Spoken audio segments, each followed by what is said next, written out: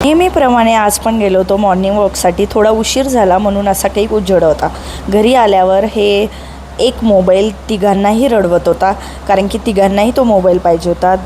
खरंच हा मोबाईल खूप युजफुल आहे, एज्युकेशनल आहे. लेकरं याच्यामध्ये खूप छान गुंतून राहतात. नंतर व्हिडिओ काढायचे म्हणून साडी घातली, तयार झाली. लेकरांना छान खेळवलं. आज केली होती पनीरची भाजी. ही झटपट पनीरची भाजी खूप टेस्टी लागते. थोड्याशा तेलामध्ये कांदा टमाटर फ्राय करून घेतला. 4-5 भिजवलेली मिरची पण उकडून घेतली.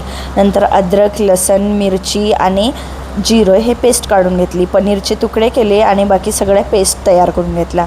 तेलामध्ये थोडं बटर टाकून त्याच्यामध्ये कांदा आणि टमाटरची पेस्ट टाकली. नंतर अद्रक लसूणची पेस्ट टाकली.